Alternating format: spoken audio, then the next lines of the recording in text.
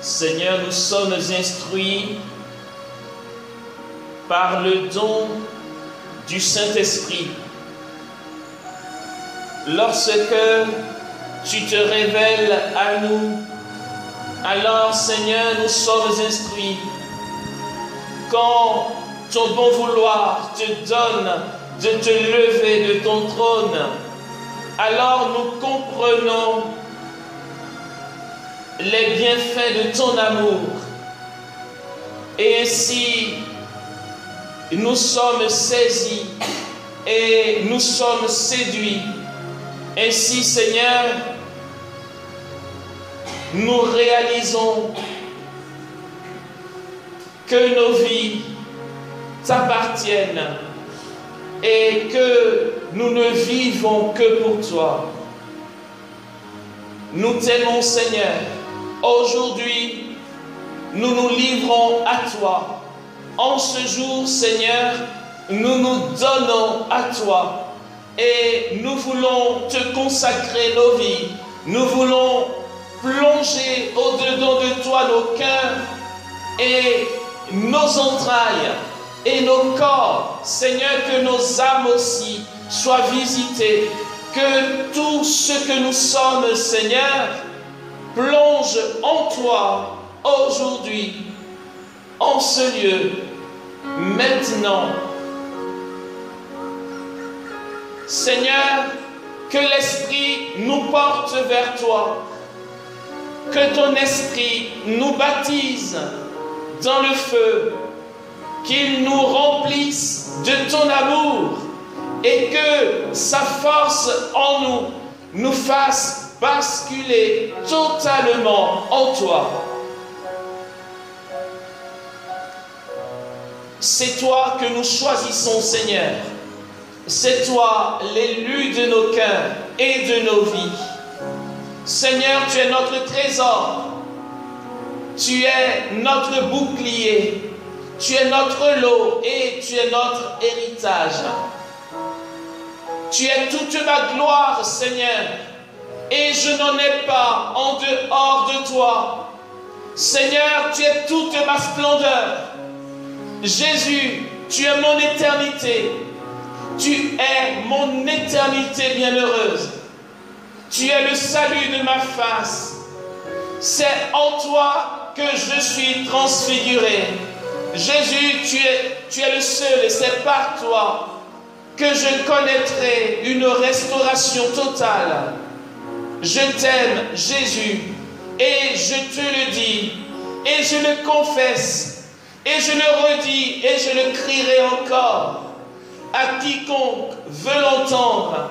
Seigneur, à cette création qui nous entoure, je veux faire entendre que je t'aime, Jésus, et que mon cœur cherche à t'aimer davantage. Seigneur, tu es la plénitude de nos vies.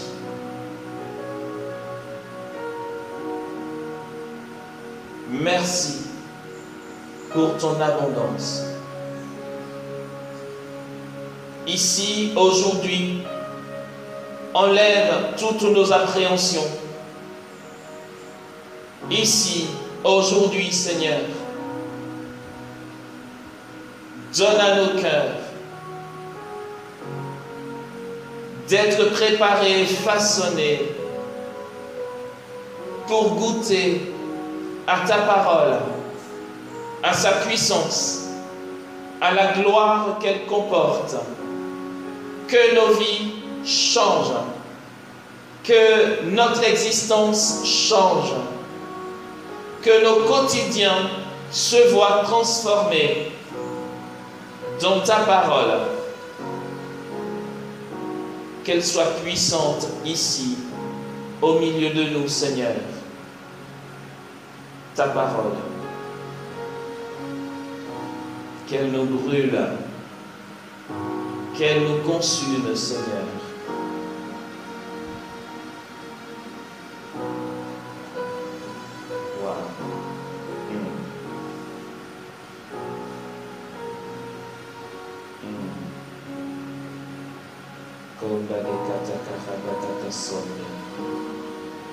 Wow.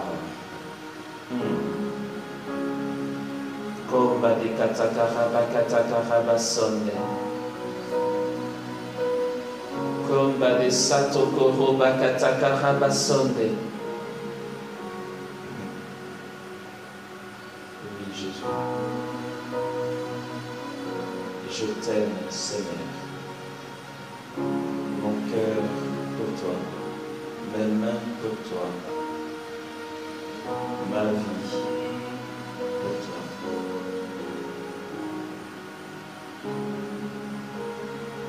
Merci, Seigneur, de nous aimer. Merci, Seigneur, de m'aimer.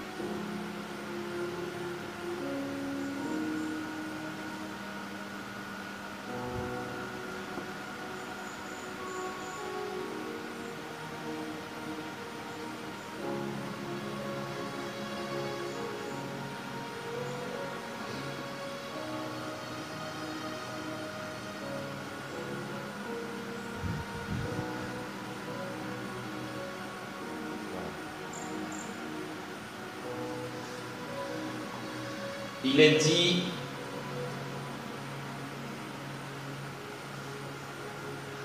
dans les évangiles, selon l'évangéliste Jean, c'est le premier chapitre de son évangile. Il est dit ceci: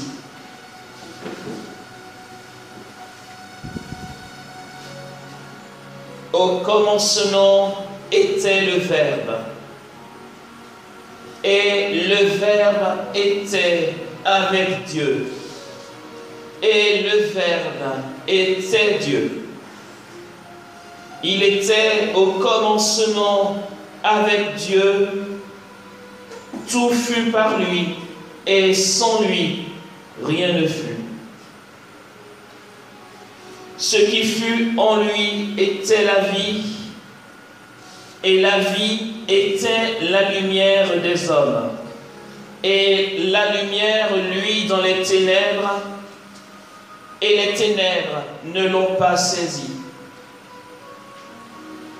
Il y eut un homme envoyé par Dieu, son nom était Jean. Il vint pour témoigner, pour rendre témoignage à la lumière, afin que tous crussent par lui. Celui-là n'était pas la lumière, mais il avait à rendre témoignage de la lumière. Il était la lumière véritable qui éclaire tout homme, venant dans le monde. Et venant dans le monde, il était dans le monde, et le monde fut par lui, et le monde ne l'a pas reconnu. Il est venu chez lui, et les siens ne l'ont pas accueilli. Mais à tous ceux qui l'ont accueilli, il a donné pouvoir de devenir enfants de Dieu. À ceux qui croient en son nom, eux qui ne furent engendrés ni du sang, ni d'un vouloir de chair, ni d'un vouloir d'homme, mais de Dieu. Et le Verbe s'est fait chair, et il a habité parmi nous, et nous avons contemplé sa gloire, gloire qu'il tient de son Père, comme Fils unique engendré, plein de grâce et de vérité. Jean lui rend témoignage et s'écrit: c'est de lui que j'ai dit, celui qui vient derrière moi, le voilà passé devant moi, parce qu'avant moi il l'était. Oui, de sa plénitude, nous avons tous reçu, et grâce pour grâce, car la loi fut donnée par l'entremise de Moïse. La grâce et la vérité advint par l'entremise de Jésus-Christ.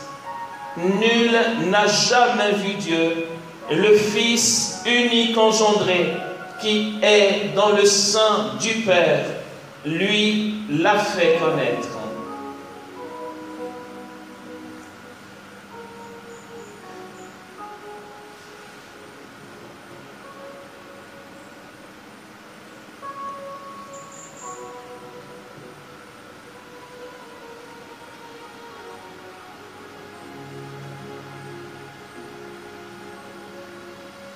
Comment, frères et sœurs,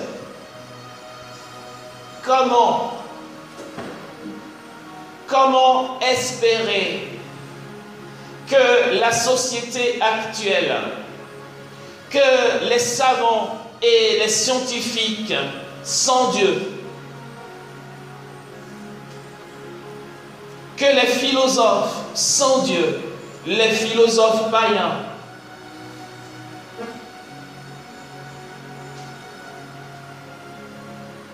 comment espérer que les géographes, les archéologues, tous ces chercheurs confessent le nom de Jésus? Frères et sœurs, je ne sais pas comment Dieu va se débrouiller. De toute façon, il s'en est bien sorti jusque-là. D'ailleurs, il ne se débrouille pas, il est Dieu. Je ne sais vraiment pas par quel chemin il va passer pour convaincre ces gens-là. S'il n'y a pas le don du Saint-Esprit.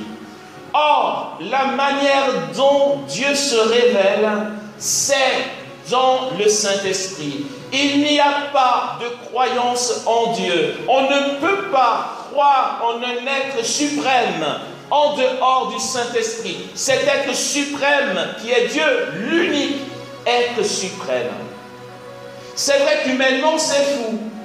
Aussi, ce qui est dit ici n'est pas étonnant. Mais en tant que chrétien ayant une éducation chrétienne, on se dit: ah là là, mais qu'est-ce qu'ils ont fait il y a 2000 ans? La lumière est venue dans le monde. La lumière était dans le monde. Et le monde a été fait par elle. Et le monde ne l'a pas reconnu. Et nous, on se dit, en tant que chrétiens, ayant bien été catéchisés, on se dit: mais qu'est-ce qu'ils ont fait? C'était pourtant si simple de l'accueillir, c'est Dieu quand même. Non, ce n'était pas si simple. Comment est-ce possible que les premiers versets de l'évangile de Jean nous parlent d'un être suprême, au-delà de tout, une puissance de vie, une puissance d'action? Au commencement était le Verbe, dit Jean. Et le Verbe était avec Dieu, et le Verbe était Dieu. Ok, d'accord, on a compris. Jusque-là, tout a l'air d'aller bien. Ok, on comprend qu'au commencement, il y avait le Verbe, et que le Verbe était avec Dieu, et que le Verbe était Dieu. Merci pour l'information. Il était au commencement avec Dieu. Tout a été fait par lui, et sans lui, rien ne fut. Ah ouais, ce Verbe était vraiment Dieu, parce qu'il était puissant. Mais là, où est-ce qu'il veut en venir, Saint Jean? Il nous brouille tout. Comment voulons-nous que les scientifiques adhèrent à cette foi-là lorsque le verset 9 commence à dire « En lui était la lumière qui éclaire tout homme ». Ce verbe venait dans le monde. Ce verbe était dans le monde et le monde fut par lui. Et le monde ne l'a pas reconnu. Waouh! C'est complètement fou. Comment voulons-nous que les Juifs et que les savants du temps de Jésus reconnaissent dans ce petit enfant qui naît dans la crèche celui qui a fait le monde? Humainement, ce n'est pas possible. On ne peut pas leur reprocher leur incrédulité. C'est complètement fou. Il était la vraie lumière qui éclaire tout homme. Venant dans le monde, il était dans le monde, et le monde fut par lui. Et le monde ne l'a pas reconnu. Le monde est tellement grand, c'est tellement immense, l'univers est tellement énorme. Il y a tellement de belles choses. C'est tellement fort. Il y a une création insondable, du moins qu'on n'a pas fini d'étudier. Et là, au cœur de cette immensité de beauté, entre les montagnes, les cours d'eau, les mers, les océans, il y a un petit enfant qui naît et c'est lui l'auteur de tout ça. Le monde créé, le monde qui vient de lui, ce monde-là lui-même ne peut pas accepter qu'il reçoive en ce petit enfant son créateur. C'est un événement qui préfigure ce que nous vivons. C'est que les Juifs ne pouvaient pas concevoir que ce Dieu d'Israël qui les a accompagnés depuis les prophètes vienne habiter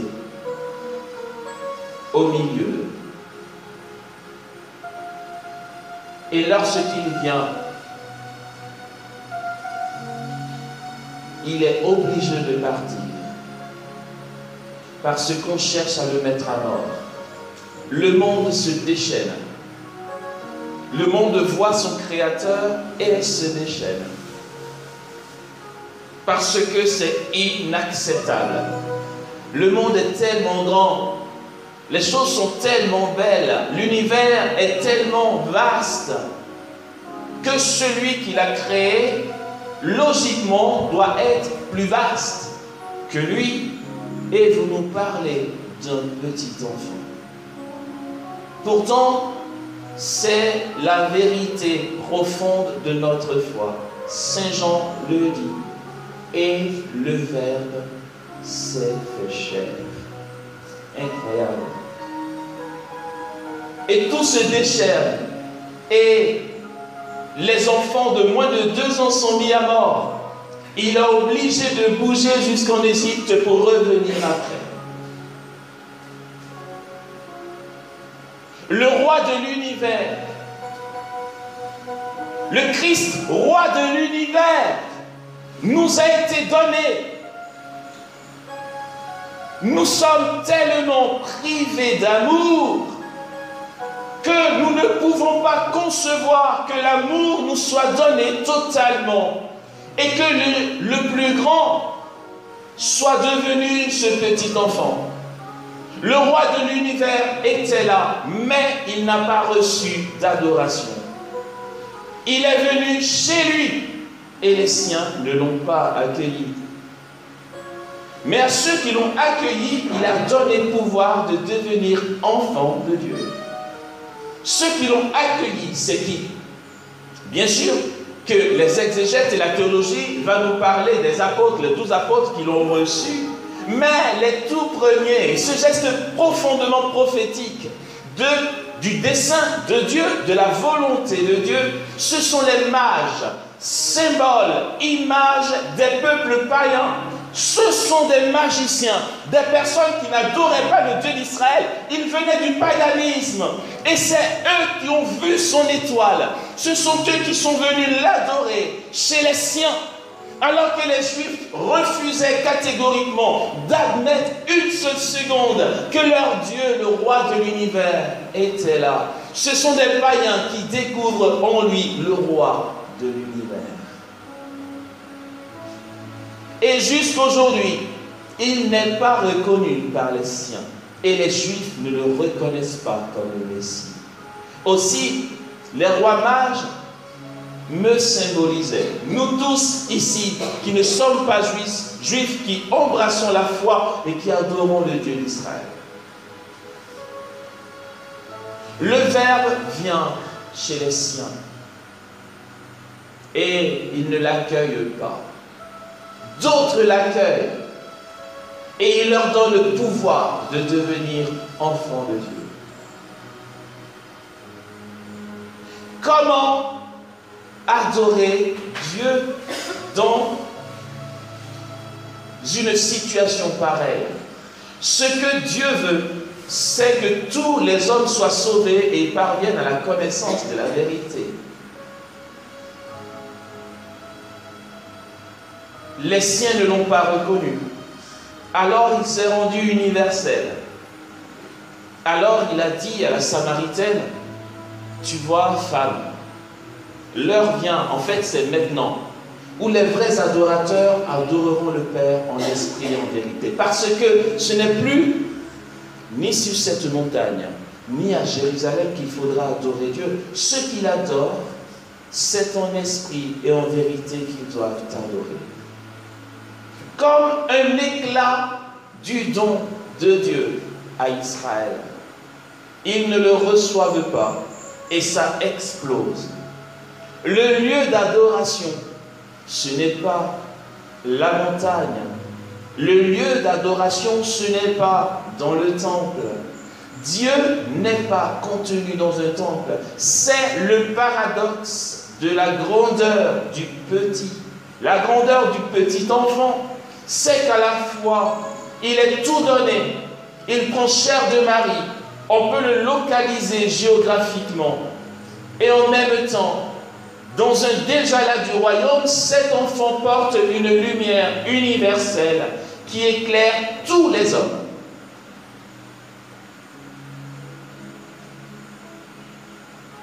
Tout le rituel, toutes les célébrations dans le temple, tout ce que les Juifs gardaient pour eux, a explosé pour l'univers entier.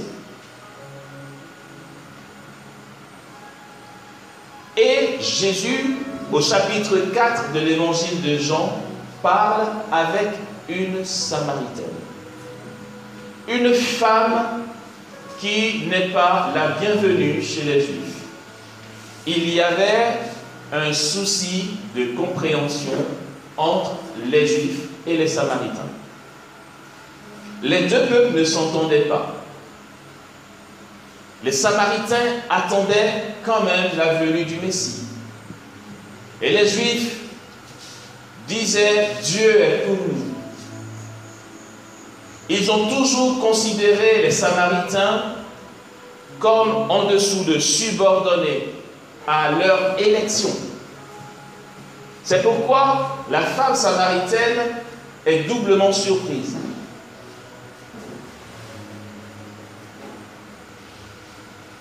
Que Jésus, un homme, lui demande à boire, et que d'autre part, elle réalise qu'il soit juif.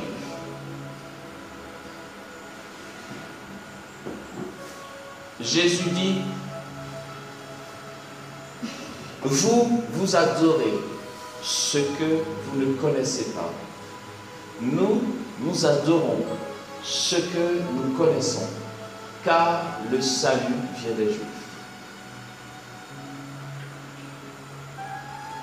C'est du peuple juif qu'est issu dans la chair le Fils de Dieu. Humainement parlant, Jésus était juif. cette parole du Christ et cet événement de l'incarnation qui crée une incompréhension chez les peuples, et particulièrement chez les Juifs, au point de le combattre à mort. Première tentative quand il est né, seconde tentative, enfin il y a eu plusieurs tentatives dans sa vie publique, mais il a fini à la croix. C'est que l'homme n'a pas compris la puissance de Dieu.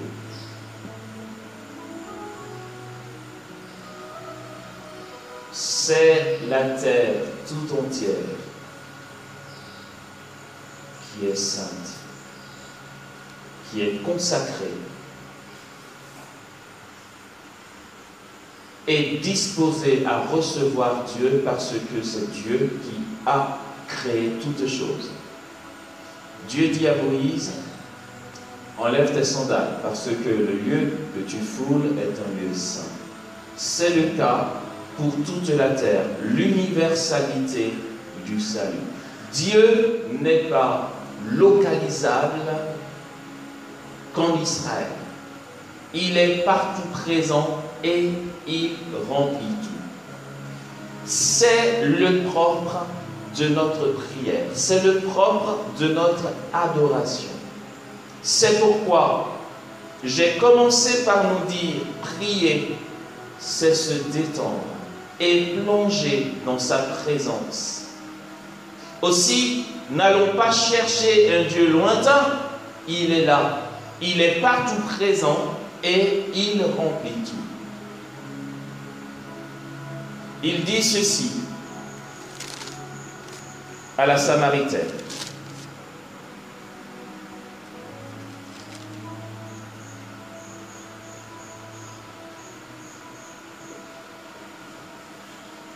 Crois-moi, femme, l'heure vient où ce n'est ni sur cette montagne, ni à Jérusalem, que vous adorerez le Père. Vous adorez ce que vous ne connaissez pas. Nous adorons ce que nous connaissons, car le salut vient des Juifs. Mais l'heure vient, et c'est maintenant, où les véritables adorateurs adoreront le Père en esprit et en vérité. Car tels sont les adorateurs que cherche le Père. Dieu est esprit, et ceux qui adorent, c'est en esprit et en vérité qu'ils doivent adorer. La femme lui dit, je sais que le Messie doit venir, celui qu'on appelle le Christ. Quand il viendra, il nous dévoilera tout. Jésus lui dit, c'est moi, celui qui te parle.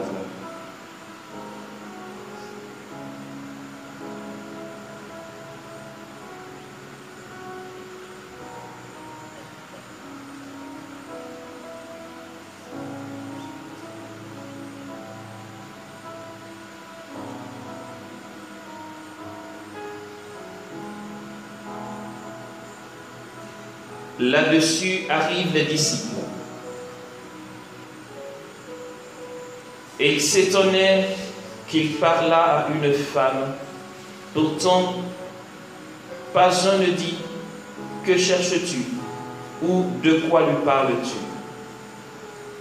La femme alors laissa là sa cruche, courut à la ville et dit aux gens, venez voir un homme qui m'a dit tout ce que j'ai fait. Ne serait-il pas le Christ? Ils sortirent de la ville et ils allaient vers lui.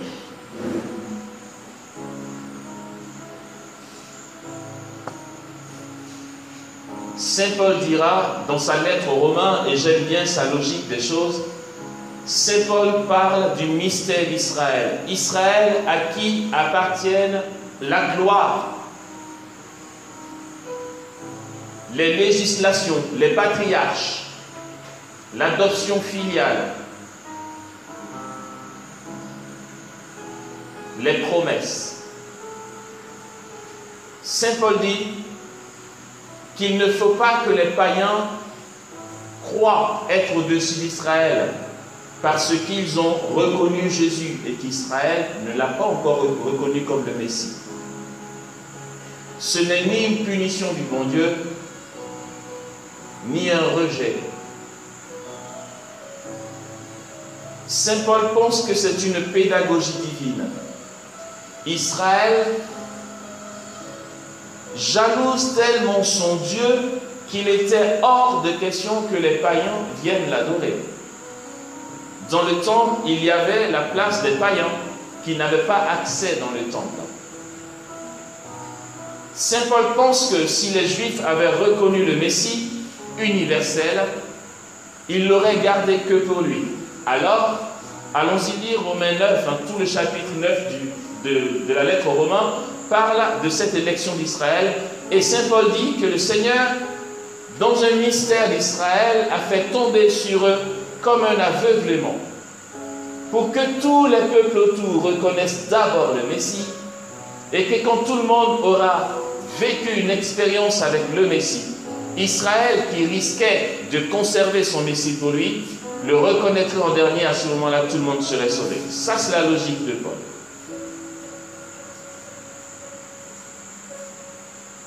Et si le canon des Écritures l'a arrêté comme lettre pour édifier notre foi, c'est que ça se rapproche vraiment d'une vérité de foi.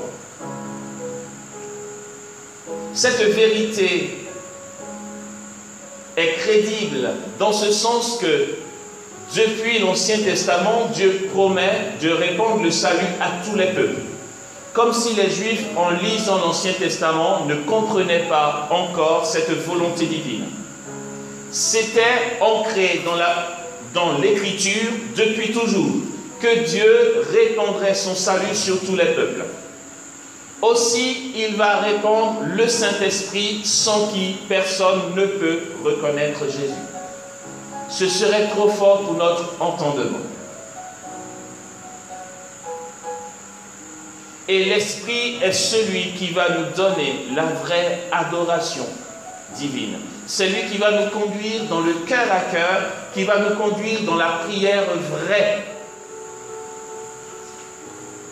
Dans la prière mue par sa présence. Esprit et vérité.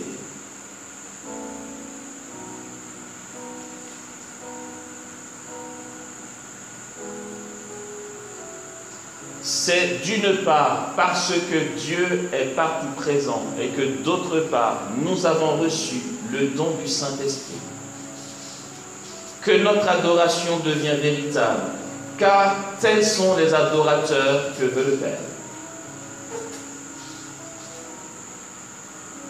Mais les chrétiens n'ont pas encore totalement compris la profondeur et l'ampleur de cette volonté divine, frères et sœurs. Le Dieu que nous adorons, le Seigneur partout présent, et comme disent les Byzantins, qui remplit tout, Roi du ciel, qui est consolateur par la présence du Saint-Esprit,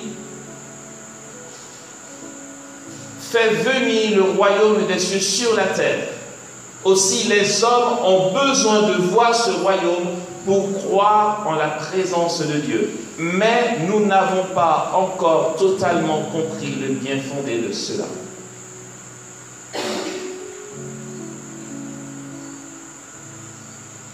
Toute la prière de l'Église,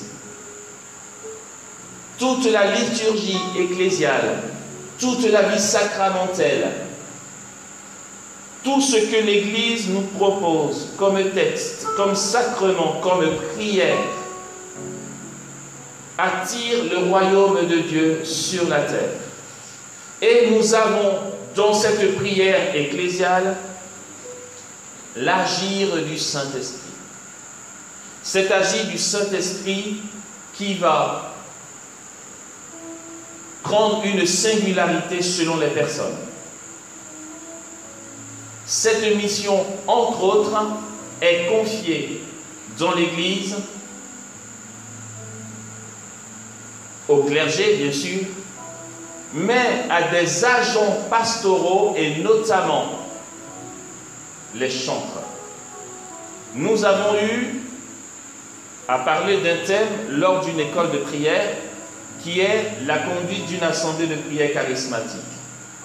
Ici, bien sûr, je vais faire fi de toutes les autres formes de prière ecclésiale où le Saint-Esprit agit d'une manière ou d'une autre et parler de votre grâce et votre ministère. Le salut est donné et ce salut qui est répandu a besoin d'être reconnu des cœurs les plus endurcis. Pour que la gloire de Dieu se manifeste davantage dans les cœurs, il faudrait que nous, chrétiens, qui avons compris que Dieu nous est donné, que nous ayons la grâce d'attirer ce royaume aux yeux de tous les hommes. Dans cette école de prière que nous avons eue, où nous avons parlé de la conduite d'une assemblée de prière charismatique, nous avons aussi fait cas de l'importance du chant. Je me rappelle, dans le temps, j'avais 18 ans, j'étais à Yopougon, il y avait un rassemblement prêché par le père Raymond Alter, qui est mort maintenant. Il y avait le père Raymond Alter, si je ne me trompe pas, il y avait le père Pita Armand Kobina, il y avait le père Abégon. C'était à Yopougon, au complexe sportif de Yopougon. Ce jour-là, bien sûr qu'il y avait du monde, parce que c'était le père Abégon, enfin c'était les leaders charismatiques du coin. On était nombreux. La matinée s'est passée en enseignement. L'on sait que l'après-midi, il y aurait la messe et qu'après la communion, les orateurs commenceraient à donner leur parole de connaissance, le moment tant attendu. Et puis, en début d'après-midi, quand on a repris l'animation, la louange, il y a eu une grâce comme ça qui a été donnée. La foule célébrait. Le cœur a tellement bien mené la louange qu'on dansait à en transpirer. Je vous assure, nos crânes fumaient de chaleur. Tellement on était à fond dans la louange. Et puis, d'un coup, le ciel s'est obscurci, il s'est mis à pleuvoir.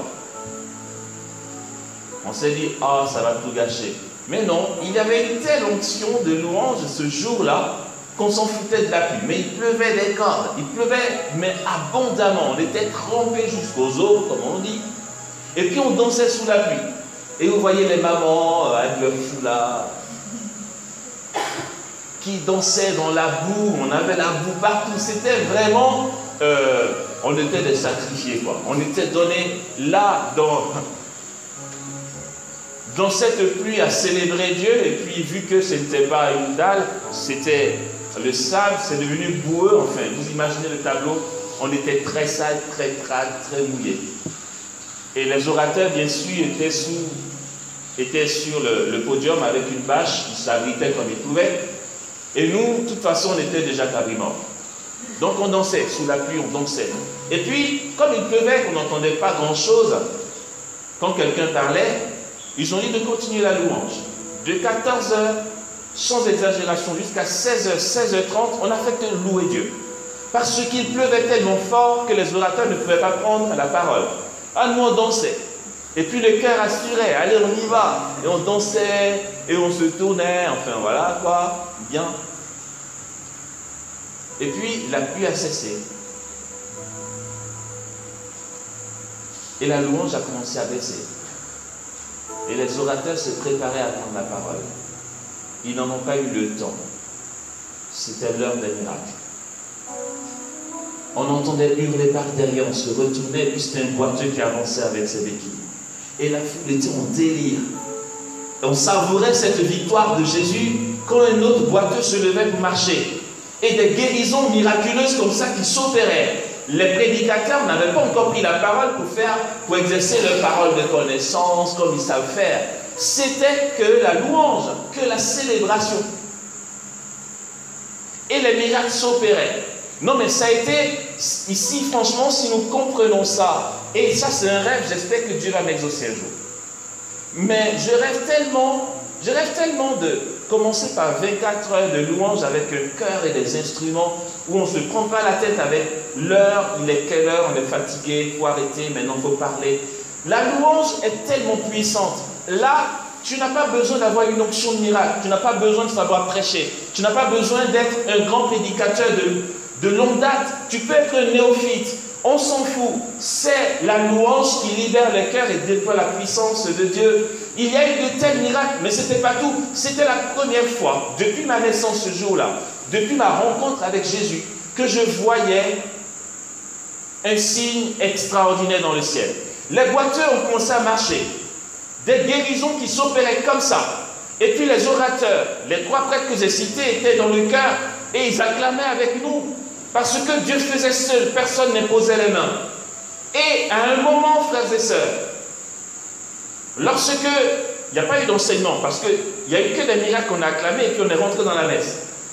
Au début de la messe, au moment où le père Éric Norbert Abécan s'apprêtait à commencer son homélie, on se met encore à hurler, on se dit mais qu'est-ce qui se passe?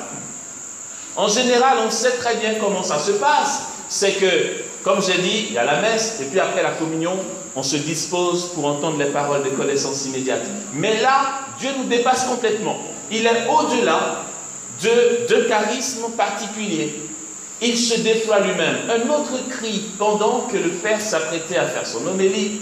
Et là, on regarde derrière, il n'y a aucun mouvement. On regarde à gauche, à droite, aucun mouvement, mais les gens hurlent et ils ont les yeux levés. C'était la première fois que je voyais les nuages, le ciel qui était obscurci se dégager et un soleil qui a surgi.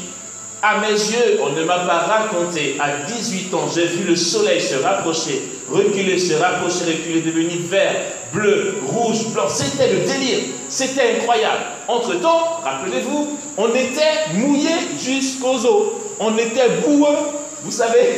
En fait, on avait tout donné pour célébrer Dieu, on était livrés pour Dieu, quoi. Et la pluie a fait qu'il n'y avait pas de programme à respecter. On n'avait pas d'autre choix que de célébrer Dieu. Et les miracles se sont opérés au point que le soleil s'y est mis. Waouh! Cette louange-là, frères et sœurs, c'est en fait,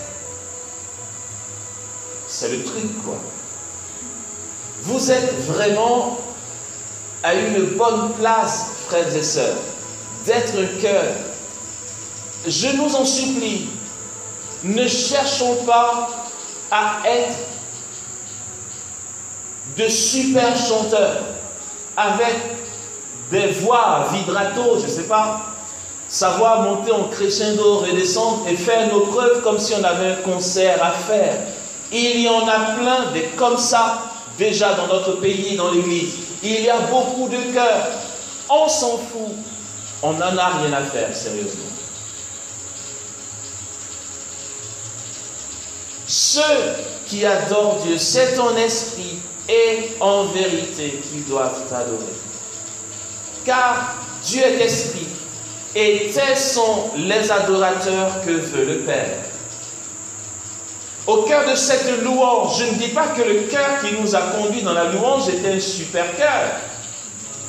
Certainement, parce que je ne dirais pas non plus le contraire, au risque d'entendre cet enseignement un jour. Ce n'était pas leur capacité. Là, il n'y avait pas de compétences humaines qui tiennent. La pluie faisait un tel boucan qu'on n'entendait plus vraiment. Alors, si le leader vocal voulait faire son vibrato au micro, on n'avait pas le temps d'entendre ça. Ils avaient juste à entonner des chants, nous on connaît la suite, on dansait pour le Seigneur, et puis le Seigneur se réjouit en déversant sa grâce. Ce que l'Église donne comme interprétation de cette parole de Jésus, ce que l'Église dit est très, très beau. Cette interprétation est très belle.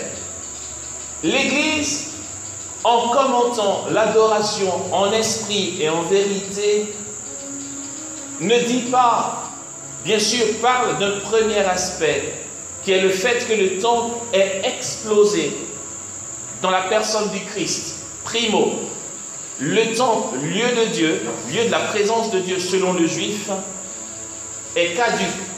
Dans ce sens que, au chapitre 2 de l'évangile de Jean, Jésus dira « Détruisez ce temple fait de main d'homme et en 2 jours je le relèverai. » Il parlait du temple de son corps.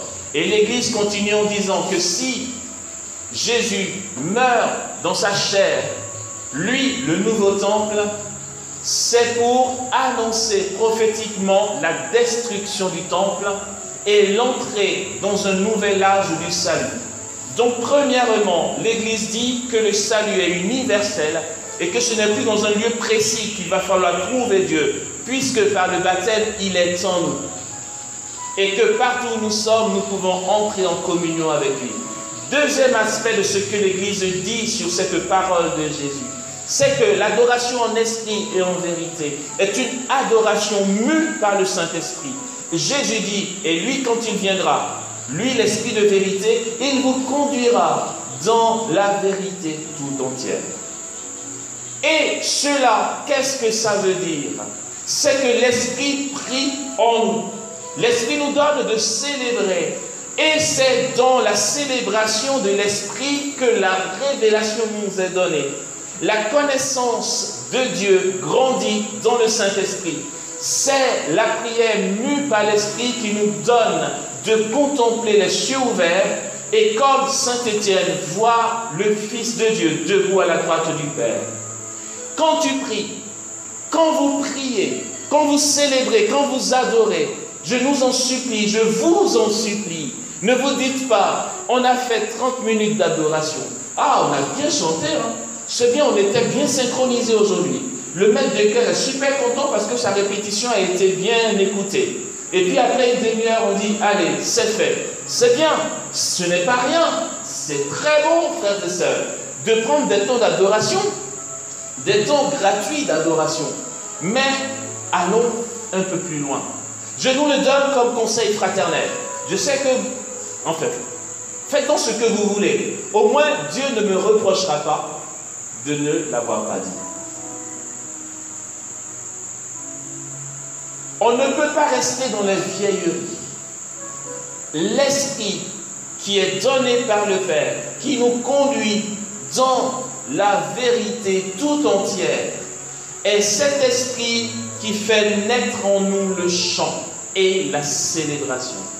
Le lieu du miracle, le lieu de la manifestation du royaume des cieux, le lieu de la plénitude. C'est cela, la gloire de Dieu. Au ciel, l'Esprit chante. Au ciel, le Saint-Esprit est le leader local. C'est lui qui inspire la louange des saints et des anges. Tout est mu par son mouvement et par sa célébration. Tout est synchronisé. Il n'y aura pas 4 voix. Alto, soprano, ténor, basse. Déjà, j'ai participé à des chœurs où on avait au moins 6 voix. Hein? Enfin bref.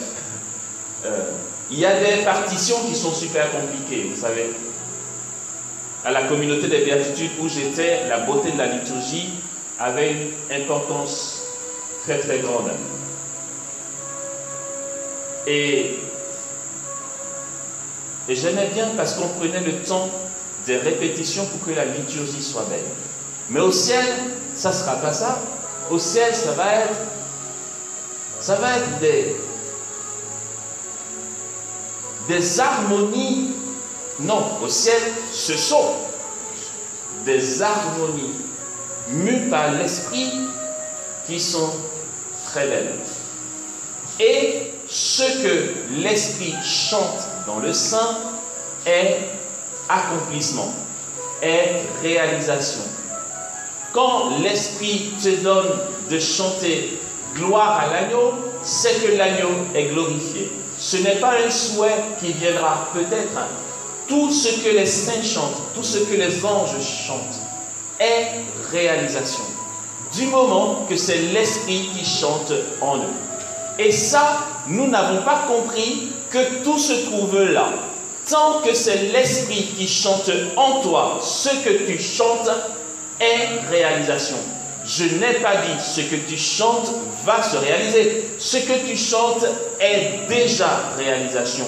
Tout y est. Tout est dans ce moment-là. Tant que c'est l'Esprit qui chante.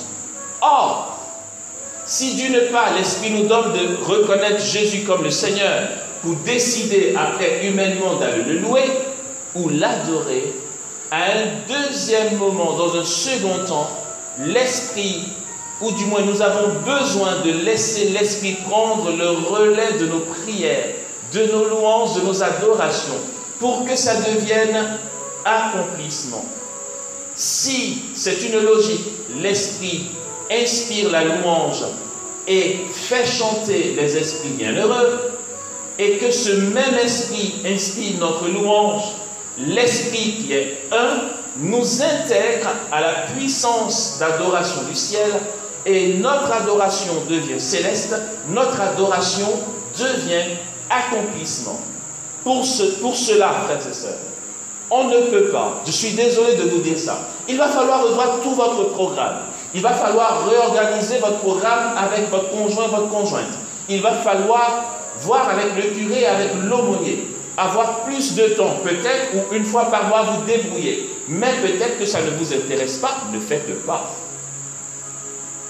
Si vous prétendez être un cœur d'adoration pour adorer celui qui est l'agneau de Dieu, et c'est mon Seigneur, donc interdiction d'adorer mon Seigneur sans efficacité. Celui, ou du moins si vous voulez vraiment adorer Jésus, selon son cœur, selon ce qu'il veut entendre de vous, il va falloir que l'Esprit prenne le relais. Ceux qui adorent Dieu, c'est en esprit et en vérité qu'ils doivent adorer.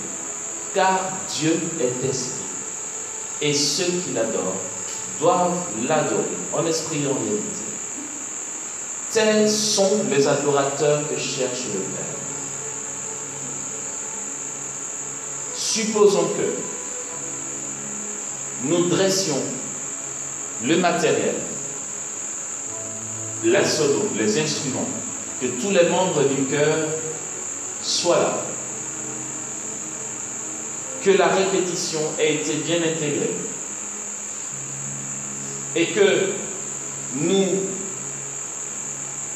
décidons d'adorer Dieu à travers les chants pendant une demi-heure et que cette demi-heure se passe bien parce qu'on a bien chanté. Dieu sera content parce que vous étiez là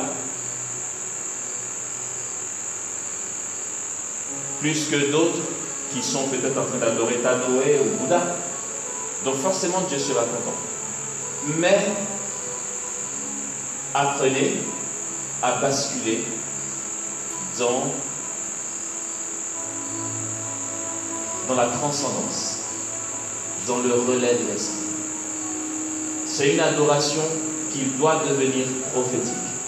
Une adoration qui doit bouger le ciel, donner au Père de tressaillir. Mais pour cela, ce n'est pas compliqué. Il faut que l'Esprit prenne le relais. Adorer Dieu jusqu'à ce que la gloire se manifeste. Il y a une personne, une femme qui était pasteur, d'une église aux États-Unis. Elle s'appelle Ruth Vareflin. C'est de son église qu'ont commencé les nouvelles manifestations du Saint-Esprit, à savoir, je vais dire l'un des plus extraordinaires pour aller vite, à savoir louer jusqu'à ce qu'un lingot d'or tombe par terre comme ça. Voilà. Waouh. Là, qui c'est qui va prendre le premier? Dans son église, ils ont vu des signes extraordinaires, je vous passe le détail, mais il y a eu de telles manifestations de la puissance de Dieu qu'ils ont eu droit à des lingots d'or qui sont apparus, tellement la gloire de Dieu était saisissante et forte. Certains voyaient leur nom se changer en or. D'autres encore voyaient leur lèvres se se dorer. Vous voyez, en lieu et place de rouge à lèvres, c'était de l'or. Une femme pasteur de cette église-là, ça lui arrive. Quand elle prêche, au moment de la prédication, à un moment, il y a des petits points qui brillent au fur et à mesure qu'elle parle. Elle ne sait pas, mais les gens voient. Et puis, les petits points qui brillent s'accumulent, et ça prend ses lèvres, et ses lèvres sont dorées. Génial. Le Seigneur lui-même te fait ton design, tu vois. Et Ruth Vareflin a écrit un bouquin qu'elle a appelé La gloire du fleuve, où elle dit que si nous voulons vivre ces mêmes manifestations de Dieu, ou pas, si simplement nous voulons être témoins de la gloire du royaume des cieux au milieu de nous, il nous faut louer Dieu, et j'aime bien le mot qui va suivre, jusqu'à ce que vienne l'esprit d'adoration. Elle dit louer Dieu jusqu'à ce que vienne l'esprit d'adoration. Donc louer et continuer de louer jusqu'à ce qu'on soit saisi par la motion. Et que tout ce qui va jaillir soit donné par l'esprit. Sorti de nos schémas. Je prends tel chant parce que la dernière fois on l'a pris, il était beau, donc j'aimerais bien qu'on le reprenne encore. On n'est même pas à l'écoute de l'assemblée. On n'est pas à l'écoute de nos frères et sœurs du cœur. On ne réalise même pas que dans ce chant qu'on est en train de prendre, les frères et sœurs sont portés, ils sont vraiment en train de prier. On est dans un système, on est dans un calcul mathématique. On se dit, bon, allez, ce chant a duré 5 minutes, c'est déjà assez, on va prendre un autre chant. Là, tu as ton frère qui commence à plonger dans la présence de Dieu, tu tapes à l'épaule, oui, quoi, prends l'autre chant. Il dit, d'accord, il s'exécute, il va s'exécuter, et puis vous allez rester comme ça 15 000 ans. La gloire de Dieu ne viendra pas vraiment au point d'opérer les plus grands miracles parce que vous serez dans des calculs humains. C'est l'oreille, la perception, la sensibilité charismatique. Et voilà. C'est vraiment une oreille musicale mue par l'esprit qu'il nous faut. N'attendez, enfin, ne croyez pas qu'il faille aller recevoir, enfin, faire les 7 semaines de cheminement au renouveau charismatique, recevoir l'effusion du Saint-Esprit, que ça arrive. Ça arrive. J'ai un frère en France qui est chantre. Et en fait, il a donné une éducation aux jeunes qui venaient prier avec nous. C'est incroyable comment il s'y est pris. Il leur a communiqué une grâce de discernement des onctions, mais il est parti d'un fait tellement ordinaire que j'en ai été bluffé, quoi. C'est vrai qu'on va chercher trop loin, c'est pas compliqué à savoir. Si on entend un chant et qu'un autre chant, on bifurque sur un autre chant, si ce chant va dans la continuité du premier et que c'est donné par l'écoute de l'esprit, tout le monde est saisi, tout le monde est d'accord, mais non seulement tout le monde est d'accord, mais ce deuxième chant nous donne de monter d'un cran dans la communion avec Dieu. Tout le monde est porté. C'est comme ça que d'emboîtement en emboîtement, on se rend compte qu'on grandit dans la présence de Dieu qui est au milieu de nous et qu'on tombe dans l'ivresse du Saint-Esprit. On tombe dans une joie, une libération. On peut même commencer à danser. Et puis, n'aie pas peur, tu n'auras même pas honte de danser devant ta responsable. Tellement tu seras saisi, tu seras libre en Dieu.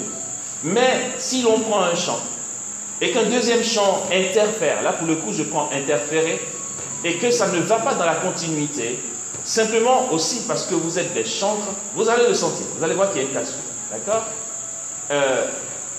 Ce frère prenait les jeunes, il les emmenait dans la forêt, il disait chacun s'installe où il veut, pas trop loin pour qu'on puisse s'entendre, c'est tout, par terre, adossé à un arbre, debout, couché, chacun prend la position qu'il veut.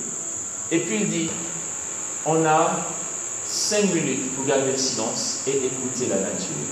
Écoutons. Vous voyez, l'insecte là. Vous entendez le bruit du ventilateur?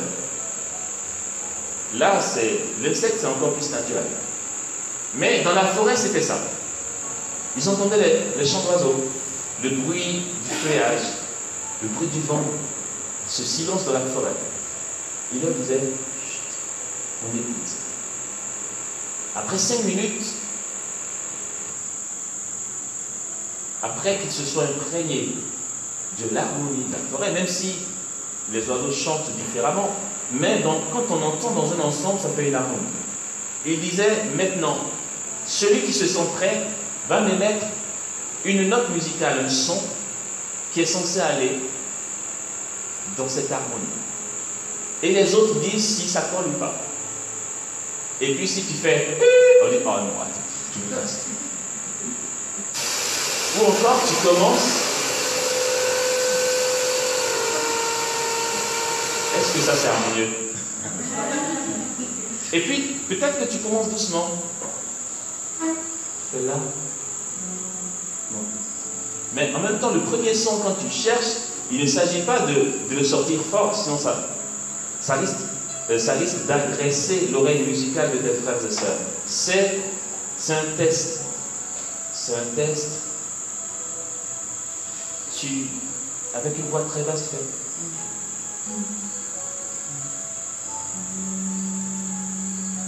Et tu sors un son et ça va dans l'ensemble.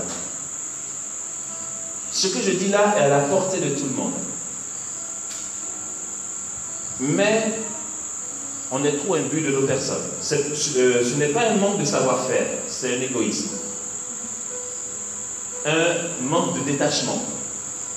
C'est du matu-vu qui fait qu'on n'est pas à l'écoute.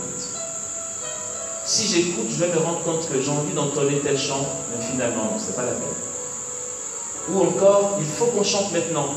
Mais si vraiment on reste à l'écoute, on peut se rendre compte que non, il n'y a pas besoin de chanter.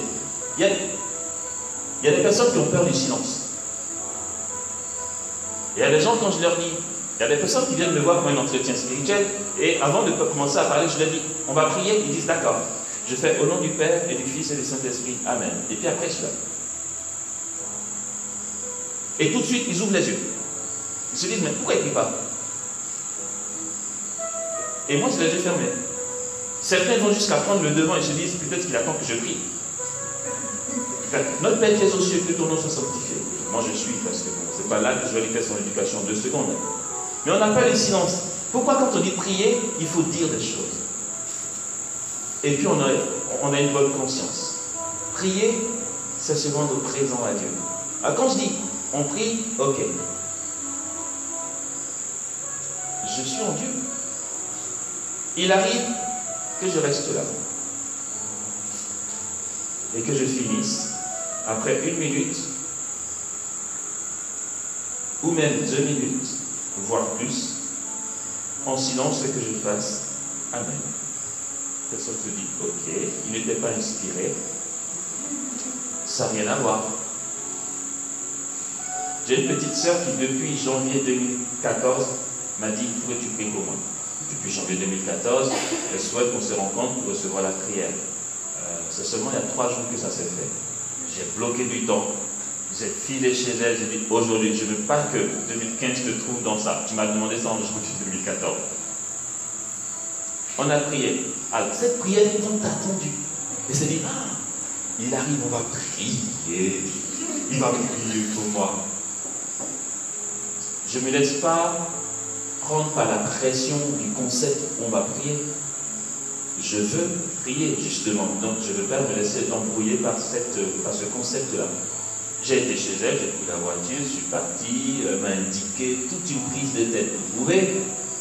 Je suis arrivé, je suis monté, elle m'a servi de l'eau, elle m'a demandé des nouvelles, on m'a dit, alors prie, d'accord. Le moment est arrivé. Je lui ai pris les mains.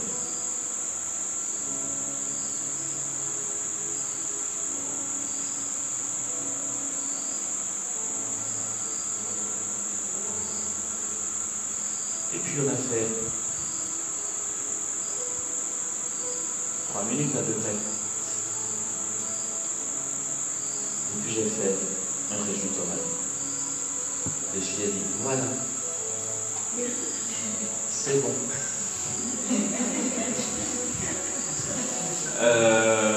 Et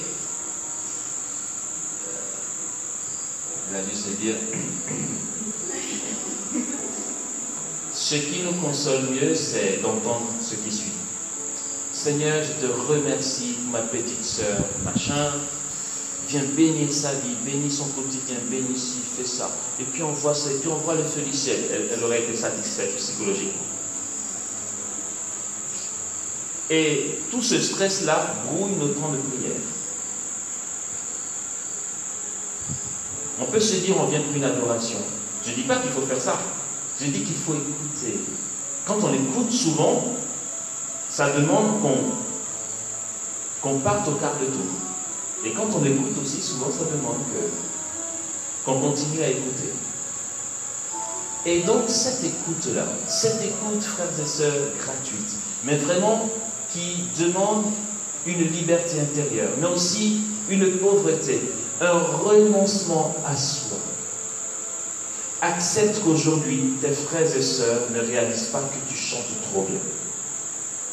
Ah non, si je n'entonne pas mon chant dans ce laps de temps qui me reste, on ne chantera plus ce chant parce que le prochain rendez-vous c'est dans un mois. Ou encore, dans ce chant-là, quand je lève la voix, ah non, mais ça déchire.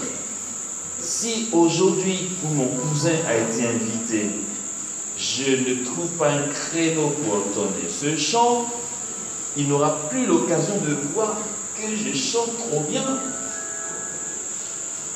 Je caricature, mais c'est profondément vrai. Aussi, il y a des chants qui arrivent comme ça, pendant qu'on prie, l'un entonne, l'autre entonne là-bas, parce que chacun, selon sa fantaisie, veut faire un truc, et ça casse tout. Et puis au final, on dit, bon, allez, ça va, on va dire un autre fait, et puis on va rentrer. Je crois que tout le monde est fatigué par le boulot, ça ne sert à rien de prolonger. Dès qu'on dit ça, c'est qu'en fait, on a prié, objectivement parlant, on n'a pas plongé en Dieu. Une vraie prière de louange qui nous pousse à l'adoration, même si tu as bossé toute la journée, que tu es mort de fatigue, quand tu y es, tu ne veux plus que ça s'arrête. Parce que tu es complètement restauré. Je le sais. Combien de fois on n'a pas bossé toute la journée, et puis le soir, quand c'était en communauté, il y a Shabbat, une liturgie ou une prière, et puis on se dit, vivement que ça passe, parce qu'on est tellement mort. Tout le monde dit, la seule chose à laquelle je pense, c'est d'aller me coucher et de dormir. Mais comme il y a l'office, on va y aller. Et puis, l'office est tellement mu par l'esprit que plutôt que de faire 30 minutes, on se trouve à faire 2h, 2h30 et personne ne s'en plaint parce qu'on est restauré. Et puis après ça, tu n'as même plus envie d'aller dormir, tu veux faire l'adoration. Quand j'étais en France avec les jeunes qu'on formait, tous les mardis à 2h du matin, tous les mardis, enfin la nuit de mardi à mercredi, donc tous les mercredis à 2h du matin, on se retrouvait dans la chapelle pour faire l'intercession pour le monde entier. Je vous assure, c'était épique. Tout le monde arrivait à 2h du matin. D'abord, le sacristain, il met son réveil à 1h30, il est censé allumer les bougies et sonner la cloche à 1h45. Donc lui, il se réveille avant nous. Mais on était tellement tous crevés que quand cette fameuse cloche sonnait, que tu te réveillais, tu disais, oh purée, je ne pourrais pas aujourd'hui, c'est impossible. Tu étais là, ah non. Et moi, responsable, on m'attendait pour commencer. Moi, j'étais là, ok, oui, d'accord, ok, il faut y aller, d'accord. Ah, ça, je suis trop fatigué. Bon, allez, je vais y aller. Je pose ma tête 2 secondes. Je pose ma tête et hop, je repars. Les jeunes, boum, boum, boum, boum, je sursaute. Frère Amos, oui, on t'attend. Ah ouais, à quelle heure? Ben, il est 2h15. On y est depuis 2h moins 5. Ok, j'arrive. Oh, purée. Je sors de ma chambre, mais je suis vraiment un zombie, quoi. Je marche, je sens rien. Je dis, mais comment tu veux que je fasse une prière spontanée, une louange, une intercession dans l'esprit avec un état pareil? Et puis quand on arrive, l'organiste prend le chant, et puis on commence à chanter. On est fatigué, et puis on fredonne, et puis on est là. Mais à ce moment-là, il ne faut pas avoir peur que ça ne décolle pas. Si tu veux faire du forcing du genre, allez, je me dépasse pour que ça décolle, oui, tu vas chanter, en fait tu vas crier, quoi. Mais tu ne seras pas en train de crier, d'accord? Et il faut savoir faire venir. C'est là où l'organiste, les instruments, les chants ont un rôle important à jouer. Si le chante ne sait pas reconnaître le besoin de ses frères et sœurs qu'il conduit dans la prière, leur fatigue et tout, il ne pourra pas faire décoller, d'accord? Et donc, on commence comme ça. Mais en même temps, Au début, quand ça rame, quand on fait venir, et que le temps passe, en même temps je suis content, je dis, allez, je triche. Il sera bientôt, parce qu'on est censé prier de 2 heures à 3 heures, 1 heure. Je dis, de faire venir, il est déjà 2h35, il reste plus que 25 minutes. Allez, tirons.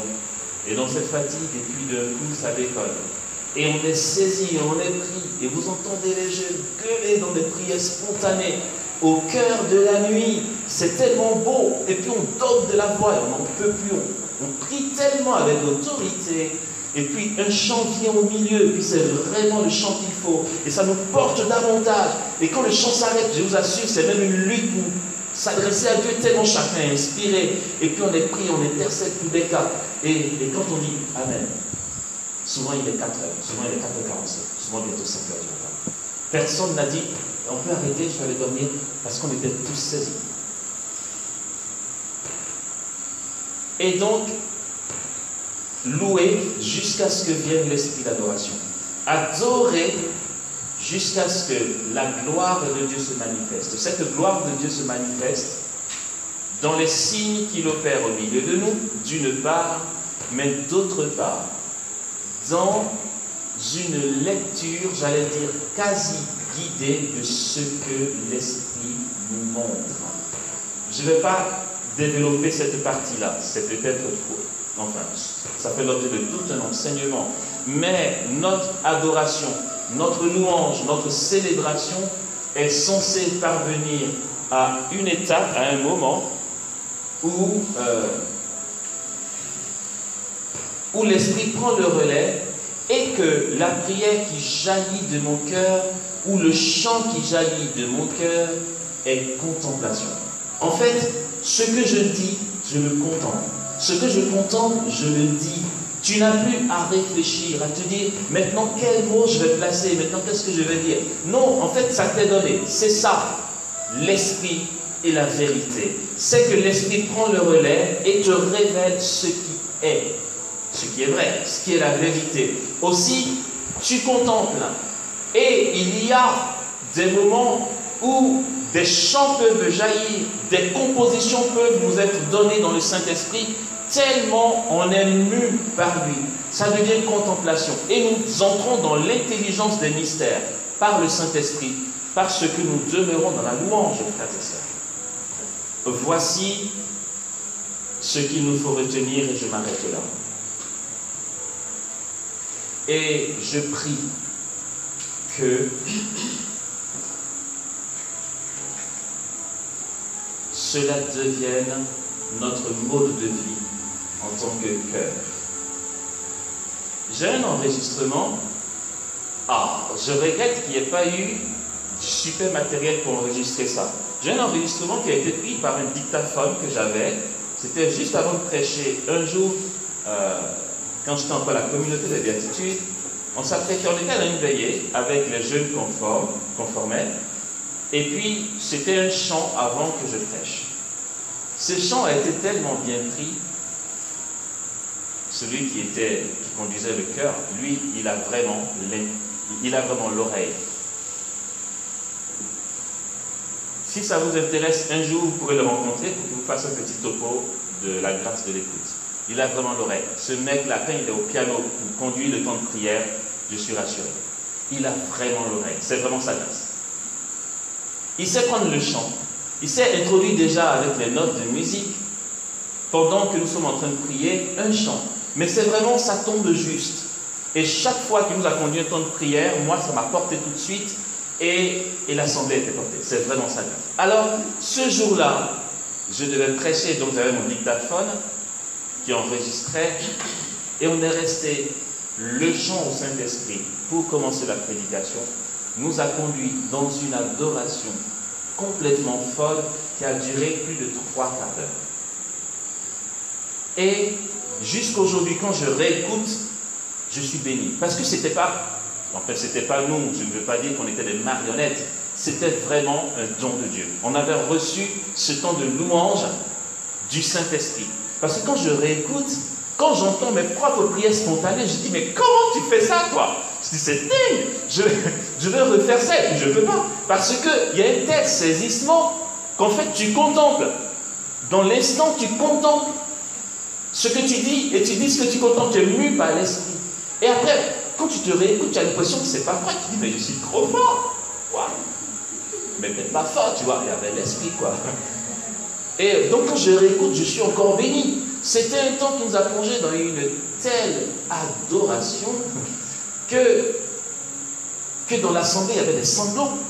Je veux dire, dans ces moments-là, ce n'est pas une efficacité humaine, ce n'est pas une compétence quelconque. C'est vraiment Dieu qui donne. Et nous sommes en communion. Et les prières spontanées témoignent de cette communion. Les chants qui sont pris témoignent de cette communion. Et quand quelqu'un élève la voix, ce qu'il dit est tellement juste aux oreilles de tous, et ça, il n'y a que la grâce de l'Esprit pour le faire, est tellement juste aux oreilles de tous que tout le monde dit oui, amen, oui, c'est ça, quoi. Et quand la personne se tait, tu confirmes tellement ce que la prière qui vient de jaillir que tu prends la suite. Et l'assemblée devient une, et l'esprit mène les choses. Aussi le chantre qui est en communion introduit un chant qui porte tout le monde. Des gens éclatant en sanglots d'amour de Dieu, d'autres se fracassaient par terre dans le repos du Saint-Esprit. Il y a même un membre du cœur qui s'est projeté par terre, qui a commencé à rigoler aux éclats, vous voyez. Vaut mieux pas la regarder parce que quand tu la vois, ça te contamine. Et puis, non mais, ce qui s'est passé ce jour-là était tel que je me suis dit, vraiment, dans la louange, on a des merveilles de Dieu à découvrir. J'ai une de mes petites sœurs qui tombe par terre, qui rigole, et puis, d'un coup, elle s'arrête de rire, et elle regarde le coin. Il n'y a personne où elle regarde. En fait, c'est comme si elle était dans une communication avec quelqu'un. Elle regarde dans le coin, et puis elle fait dans le genre, arrête, et puis elle éclate de rire. Mais tu vois qui là? Mais des trucs inimaginables, je veux dire, un truc comme ça, on me dit fabule, un temps de prière charismatique, j'y pense même pas. Mais elle était comme une gamine, et puis, elle baisse la tête, elle rit, qu'elle s'arrête, elle fait... Et puis elle lève les yeux, qu'elle voit, elle éclate encore de rire, comme s'il y avait quelqu'un qui faisait des grimaces, quoi. Et après, elle en témoignera. Elle dit oui, mais c'est comme s'il y avait... Elle ne peut pas en même temps dire, je vois avec mes yeux de chair. C'était une vision intérieure, accompagnée de conviction comme une émotion qu'un petit enfant, son ange gardien, elle avait déduit, venait l'amuser. Et elle éclatait de rire. Et ceux qui la regardaient étaient pris de rire. Et c'était dans cette folie-là, quand j'écoute encore aujourd'hui, je dis, ah là là, Seigneur, ce temps-là, ces moments-là, quoi, nous donne-les-nous, quoi. Je dis, moi j'ai ça tous les jours, je ne demande plus rien d'autre. Les plus grands miracles jamais vus de l'histoire de l'humanité s'opèrent dans ces moments-là. Sortons de ce qui est conventionnel. L'adoration suppose une liberté charismatique. Quand vous dites que vous êtes un groupe d'adoration, vous n'êtes pas en train de me dire que vous êtes un groupe qui fait l'adoration eucharistique. Vous parlez des chants. On est bien d'accord? C'est ça, hein? Ou bien j'ai mal compris? Vous faites les deux. Ok. Dans l'adoration en tant que chant, c'est une prière d'ordre charismatique qui se veut libre. Dans un enseignement, j'ai fait la dissociation entre la prière charismatique et la prière liturgique. Elle est précise, structurée. Dans le charismatique, si on envoie une structure dans le charismatique, on va se rendre compte que c'est sans vie. Il faut une liberté. Aussi, sortons de ce qui est conventionnel. Ok, je finis vraiment sur ça. Je commençais à me donner les différents points et puis je me suis emporté ailleurs. Rassemblez-vous peut-être une fois par trimestre. Il faut faire ça doucement. Faites des tests. Essayez, voyez comment ça marche. Une fois par trimestre, une fois par mois si vous voulez. Histoire de tâter le terrain. Rassemblez-vous pour une retraite. ou une récollection. Une récollection où bien sûr vous pouvez inviter un prédicateur pour un enseignement, prévoir des temps de partage en fraternité. Et une fois que vous avez prévu tout ça, les mettre de côté comme quelque chose de secondaire, en privilégiant l'adoration à Dieu dans la louange. Je veux dire privilégiant, pourquoi? Pour que dans cette disposition de prière et de chant, que vous ne soyez pas stressés par l'heure, par maintenant vous faites telle chose. Tant que c'est bien mené, goûtez Dieu. Il ne faut pas faire du forcing. En Dieu, en fait, il n'y a pas de forcing. Vous avez vu comment j'ai réagi quand je suis arrivé? Je dis, est-ce que vous êtes bien? Est-ce que vous êtes détendu? Dieu est cool, vous voyez, c'est vraiment cool. Avec Dieu, aujourd'hui, tu peux peut-être venir faire une super grande prière et puis ça va être juste 2 secondes. Puis tu vas voir que non, ça devient du forcing, ça ne prend pas en fait. Il ne faut pas forcer. Et puis, quand ça prend, ne force pas non plus pour arrêter. Il faut rester à l'écoute. Et cette oreille musicale, vous passez d'un chant à un autre, vous passez d'une prière à un autre. Moi, j'appelle les différents emboîtements d'une prière charismatique. Ça peut se discerner.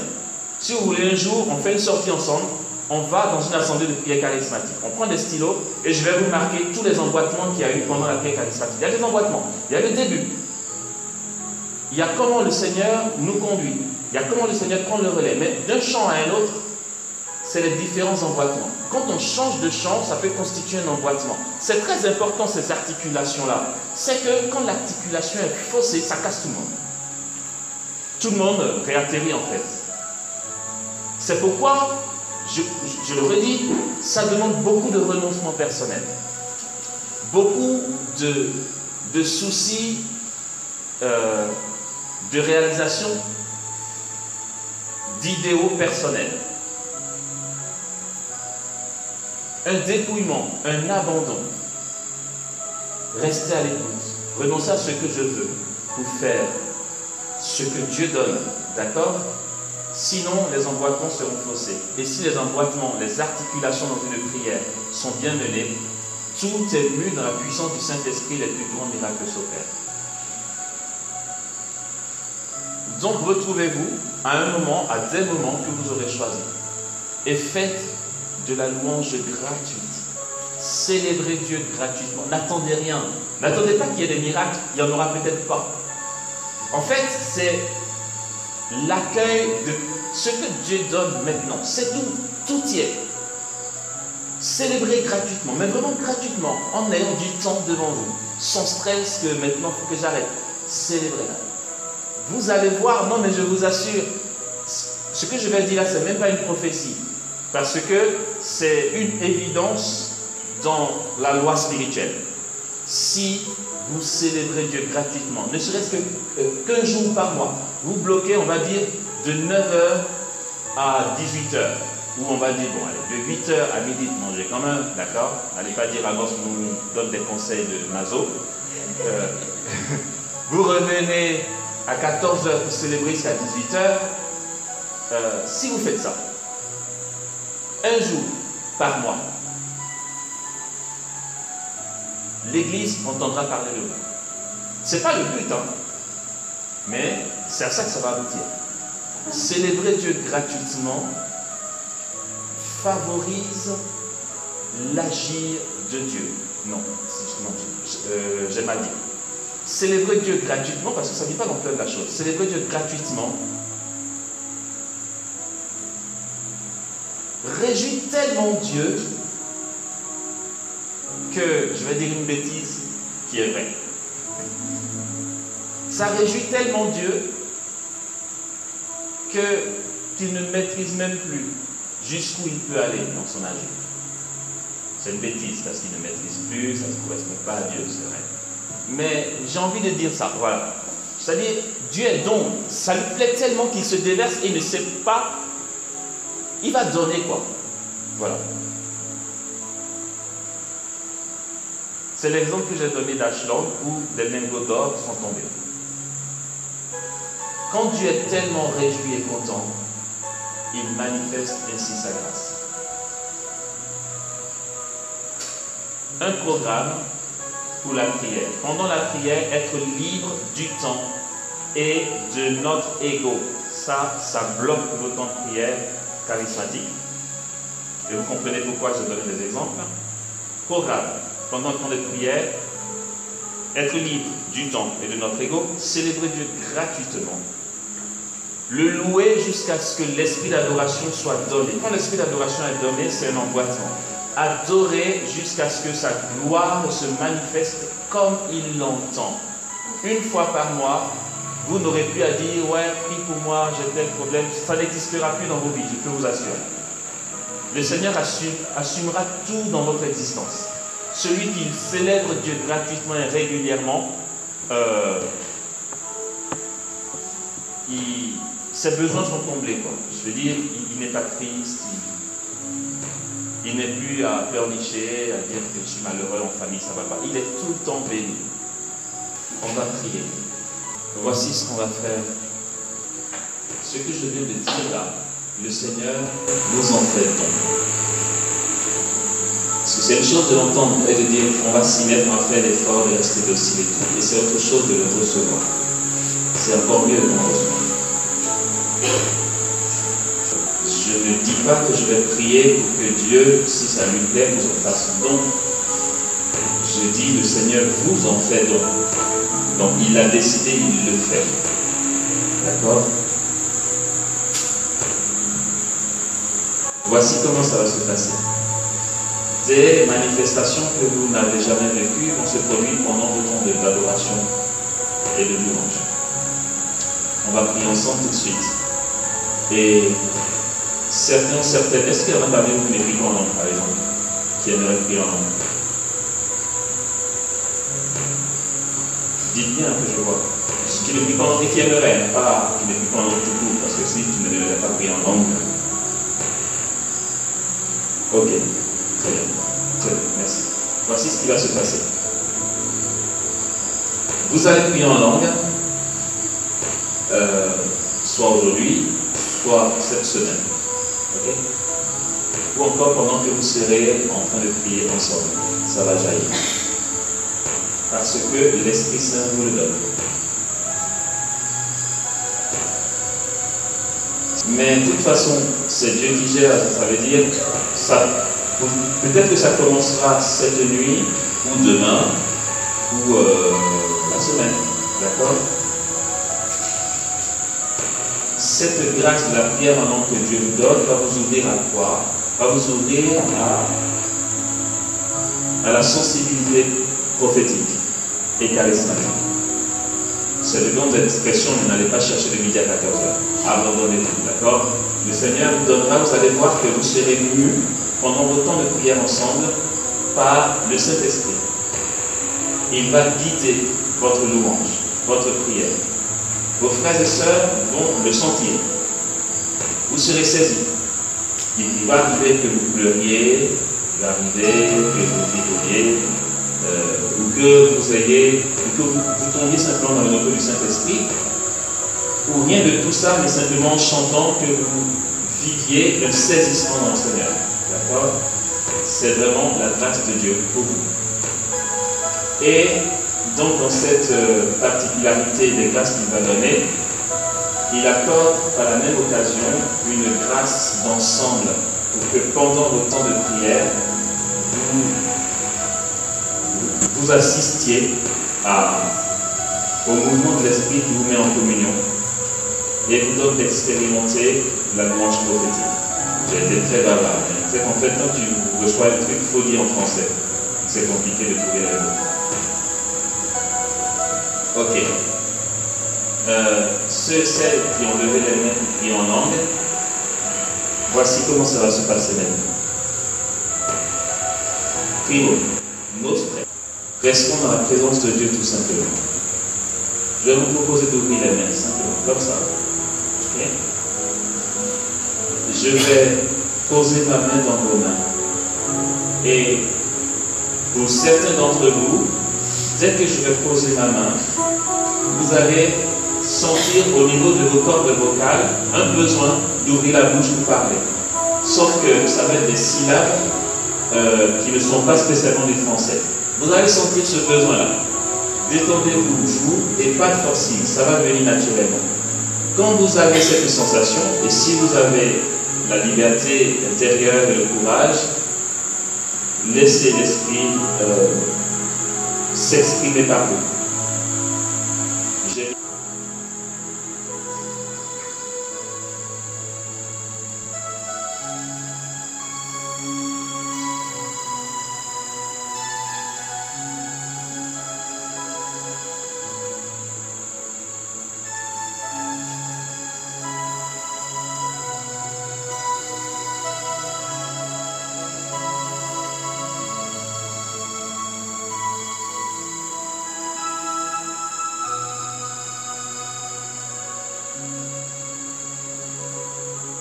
Là, en ce moment, tu pries en langue. Ce que je vais vous conseiller, restez dans la présence de Dieu.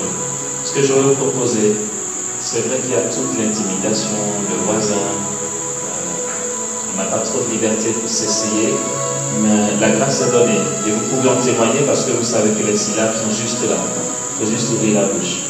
Mais je vais vous proposer, si vous avez un temps libre tout à l'heure, retirez-vous un peu plus sous les abatas, là où c'est un peu désert, et laissez jaillir.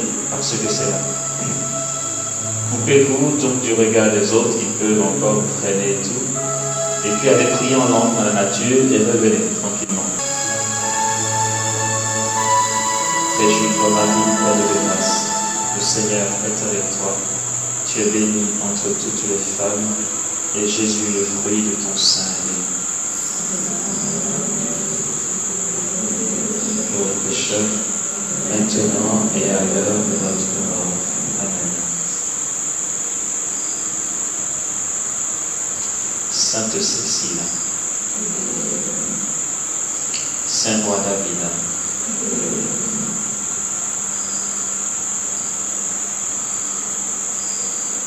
Ananias, Azarias et Misaël, priez pour nous.